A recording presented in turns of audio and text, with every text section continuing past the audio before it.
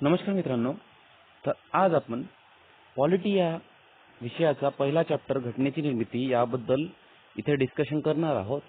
तर मी अप्पा हातनुरे सरांचे लोकसेवा पब्लिकेशनचे नोट्स यामधून तुम्हाला पटापट रिव्हिजन करून देणार आहे, जे की आपल्याला कंबाईन ग्रुप बी, कंबाईन ग्रुप सी आणि राज्यसेवा या तिन्ही एक्झामला उपयोगी पडणार आहे। तर पुढे बघा, सुरू करूया आपण लेक्चरला। घटनेची निर्मिती। राज्यघटना म्हणजे काय? राज्यघटना is a set of rules. जसं आपण देश चालवण्यासाठी किंवा सिंपल एक्झाम्पल घ्यायचं म्हटलं तर घर चालवण्यासाठी आपली आई जसे काही रूल बनवते आणि त्या रूलला आपण फॉलो करून घर व्यवस्थित रित्या चालतं। पण ते रूल जे आहे ते अलिखित स्वरूपात असतात आणि आपली जे देश चालवण्याचे रूल्स आहेत ते लिखित स्वरूपात आहे आणि त्या लिखित स्वरूपाच्या रूल्सचं जे संकलित केलेलं एक बुक किंवा संच म्हणू शकतो, त्यालाच आपण राज्यघटना, कॉन्स्टिट्यूशन असे म्हणतो। पुढे सरकूया। शासन व्यवस्था। शासन व्यवस्थेमध्ये एक केंद्र सरकार येतं, जे केंद्राच्या याला बसून असतं। केंद्र सरकार असतं, केंद्राच्या याला बसून असतं। राज्य सरकार असतं, राज्याच्या लेवलला बसून असतं। त्यामध्ये कार्यकारी आणि कायदे मंडळ हा काय फरक आहे? कार्यकारी इन द सेन्स जे डेली कार्य करतात आणि कायदेकारी इन द सेन्स जे कायदे निर्मितीच्या प्रक्रियेमध्ये गुंतलेले असतात। तर कार्यकारीमध्ये मुख्यमंत्री, राज्यामध्ये मुख्यमंत्री, त्यानंतर उपमुख्यमंत्री असतो का? उपमुख्यमंत्री असतो, पण इथे कार्यकारीमध्ये आपल्या संविधानामध्ये उपमुख्यमंत्री पद हे नाही। त्यानंतर मंत्री असतात, मंत्रीनंतर महाधिवक्ता असतो राज्याच्या लेवलला, नंतर राज्यपाल असतात। हे जे आहे ते कार्यकारी असते आणि आपले जे MLA म्हणजे आपण जे आमदार निवडून देतो ते कायदे मंडळामध्ये समाविष्ट होतात। पुढचा बघा, संविधान सभेची मागणी।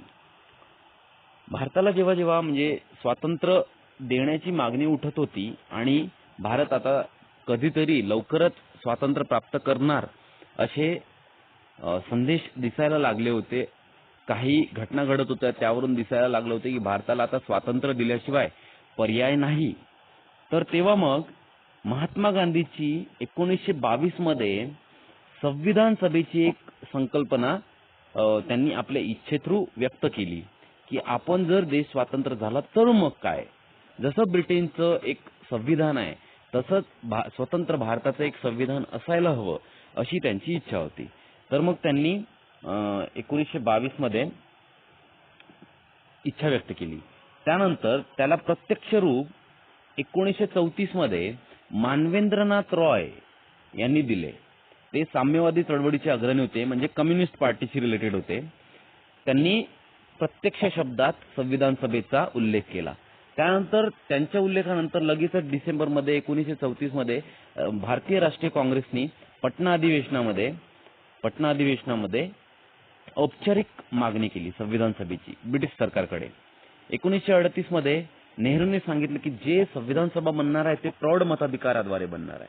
प्रौढ मताधिकार म्हणजेच जे 18 वर्षाच्या वर असतील किंवा जे बालिक आहे, जे मतदान करू शकतात, अशा सर्वांची वोटिंग घेऊन संविधान सभेची गठन करण्यात येणार।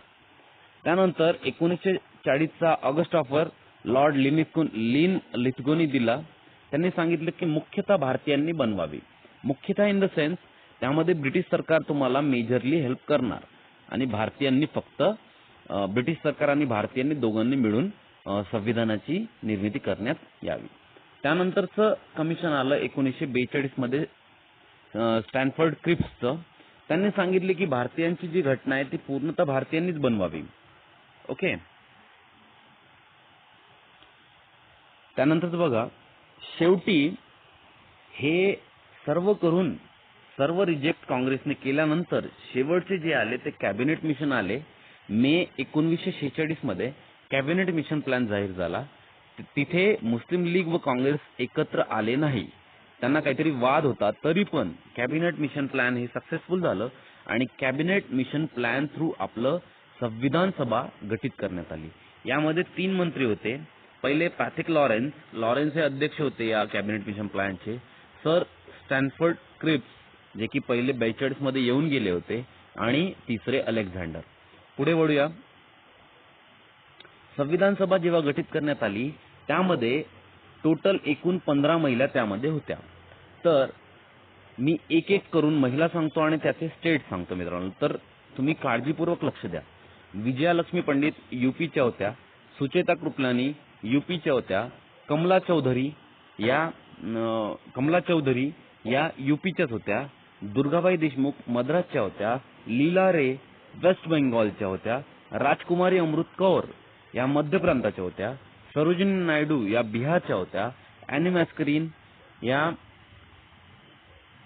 खालचे जे राज्य होते त्रावणकोर संस्थान त्याच्या होत्या, बेगम रसूल या यूपीच्या होत्या, पौर्णिमा बॅनर्जी यूपीच्या होत्या, अमू स्वामीनाथन या मद्रासच्या होत्या, दक्षे आणि वेलायुधन या मद्रासच्या होत्या, रेणुका रे या बंगालच्या होत्या, हंसा मेहता बॉम्बेच्या होत्या, आणि मालती चौधरी या ओडिसाच्या होत्या. अशा करून टोटल 15 महिला होत्या मित्रांनो. पुढे बघूया. पुढचं पेज बघा.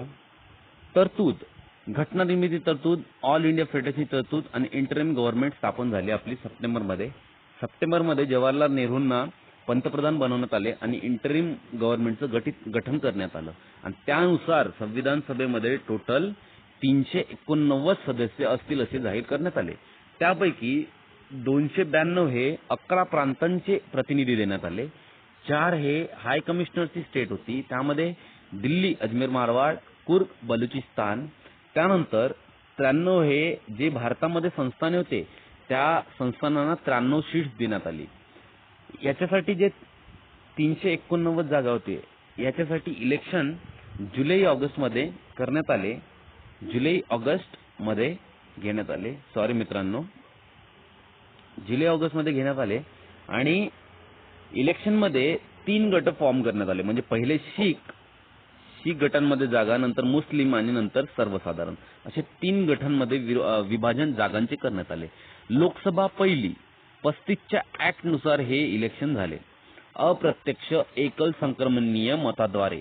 पहिले नेहरूंनी म्हटलं होतं की आपण प्रौढ मताधिकाराद्वारे संविधान सभेचे गठन करण्यात येईल, पण वेळेअभावी आणि खर्चिक असल्यामुळे तिथे अप्रत्यक्षरित्या, म्हणजे जे 35च्या कायद्यानुसार वाटून दिलेले होते, निवडून दिलेले होते आपल्या जिल्हा लेवलला किंवा स्थानिक स्वराज्य संस्थेमध्ये जे प्रतिनिधी निवडून दिले होते 1935च्या कायद्यानुसार, तर त्यांनीच संविधान सभेमध्ये मग काही मेंबर निवडून दिले, आणि निशाणी आपल्या संविधान सभेची हा हत्ती होतं.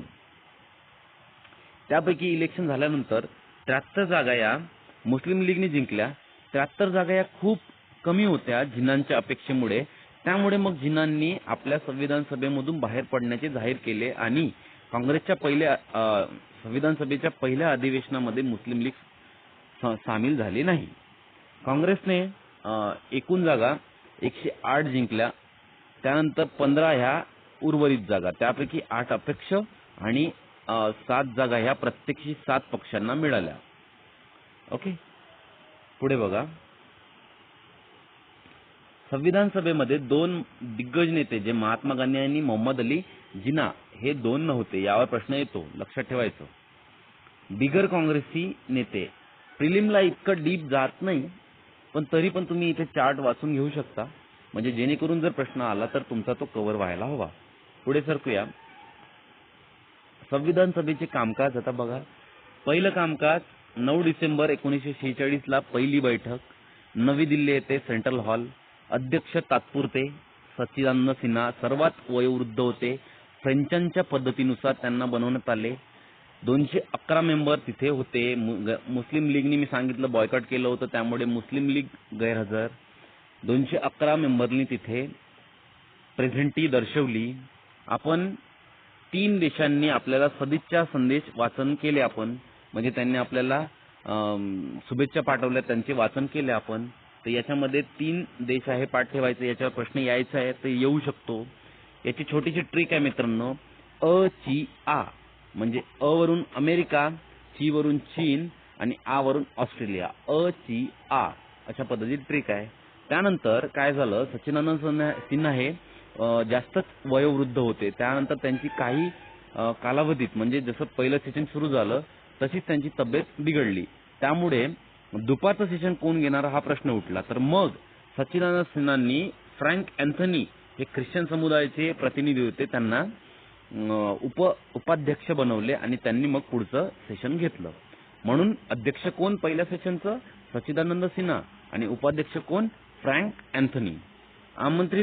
आमंत्रण बैठकीचे पंडित नेहरू आपले पंतप्रधान होते त्याच्यामुळे तेच अध्यक्ष राहतील.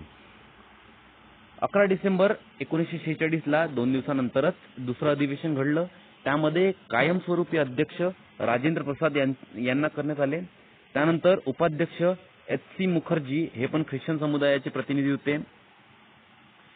कायदेशीर सल्लागार बी.एन. राव यांची नियुक्ती जी आहे ते वेव्हेलनी केली, लॉर्ड वेव्हेलनी. बी.एन. राव, बेनेगल राव. ओके, हा प्रश्न सतत विचारला जातो. कायदेशीर सल्लागार कोण? बी.एन. राव. 2 उपाध्यक्ष आपल्या संविधान सभेला लाभले. 2 एच.सी. मुखर्जी जे की तुम्ही वयत बघितले आहे, ख्रिश्चन समुदायाचे प्रतिनिधी होते. आणि व्ही.टी. कृष्णमाचारी हे जयपूर मतदारसंघातले होते. व्ही.टी. कृष्णमाचारी.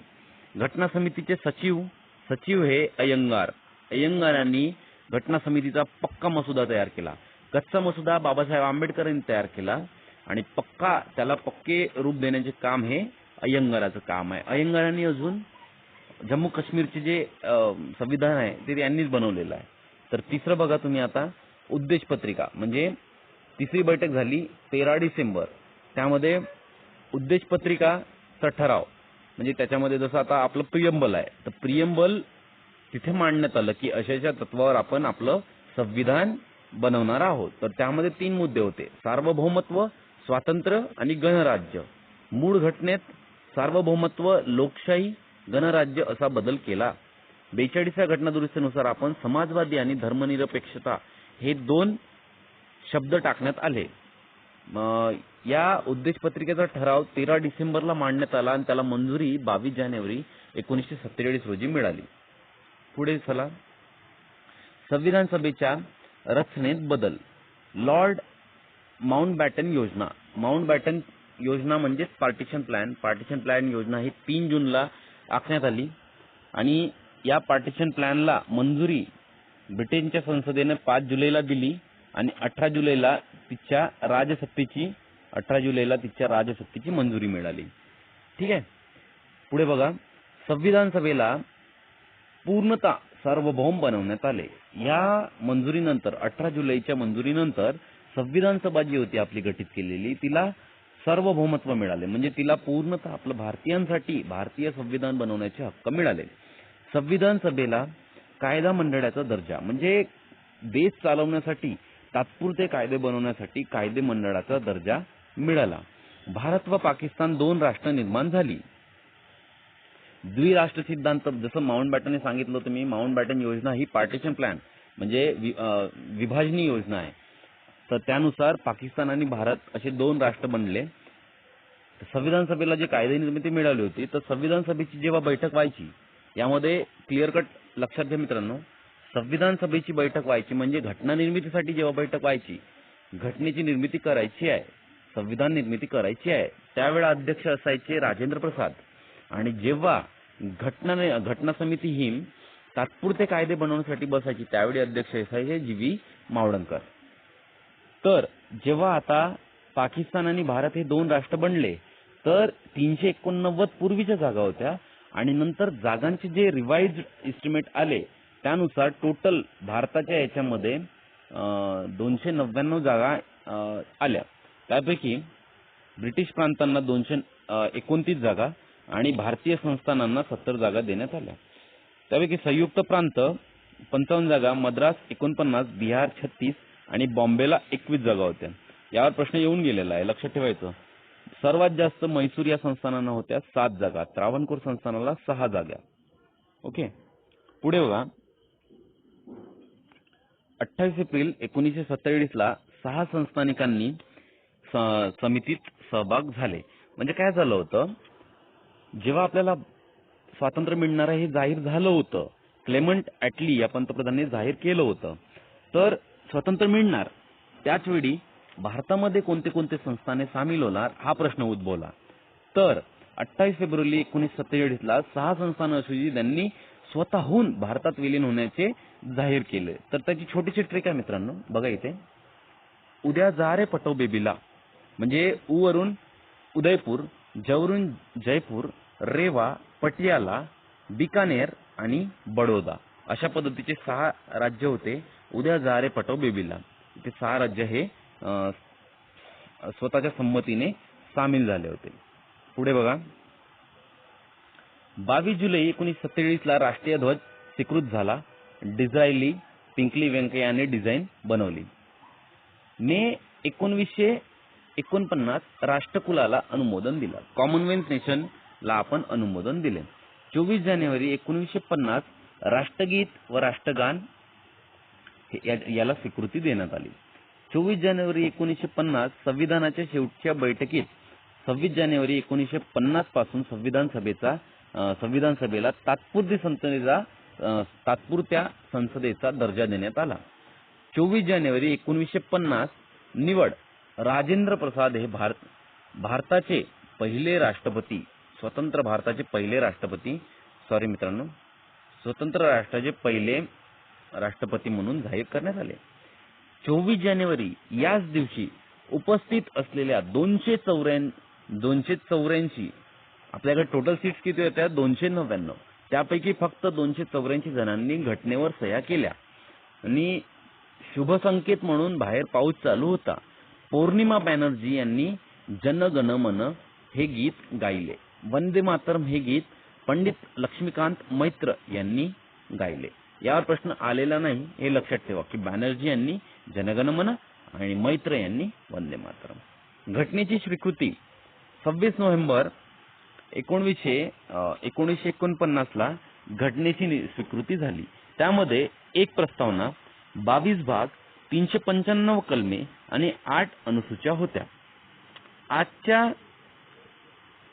आजच्या कंडिशनमध्ये आजच्या संविधानामध्ये 465 कलमा, 25 भाग, 12 अनुसूची त्यामध्ये इथे घटना दुरुस्त दिलेला आहे की कोणत्या ऍड झालेल्या आहे, तुम्ही वाचून घ्या ते. अंमल 26 जानेवारी 1950 पासून आपला अंमल झाला. कारण डिसेंबर 1929 ला लाहोर अधिवेशनामध्ये आपण पहिला स्वातंत्र्य दिन मनवला होता. त्या दिवसाची आठवण म्हणून 26 जानेवारी 1950 पासून आपण घटनेचा आरंभ केला. मात्र घटनेतील 16 कलमांचा अंमल 26 नोव्हेंबरलाच करण्यात आला. काहून मित्रांनो असं का बरं केलं असेल? देश चालण्यासाठी 47 पासून काहीतरी कायदे अंमलात असायला हवे.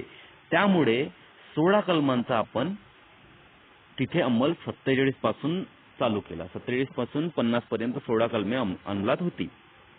तर त्यामध्ये 5 ते 9 नागरिकत्वाशी संबंधित, 60 राष्ट्रपती शपथ, नंतर 324 निवडणूक आयोग, 366-67 व्याख्या व अर्थबोधन, 379 तरतुदी संसदेची, राष्ट्रपती संबंधीची तरतुदी, 72, 88, 91, 93, 92 पण आहे त्याच्यामध्ये मित्रांनो. संविधान सभेच्या समित्या. तर आजचं लेक्चर इथेच थांबू मित्रांनो. पुढचं चॅप्टर आपल्याला पुढे बघता येईल. तर तुम्हाला हे लेक्चर कसं वाटलं आणि मी कंटिन्यू करावं का याच्यावर तुम्ही सजेशन द्या. धन्यवाद. Like and subscribe my channel for more videos like this. Thank you.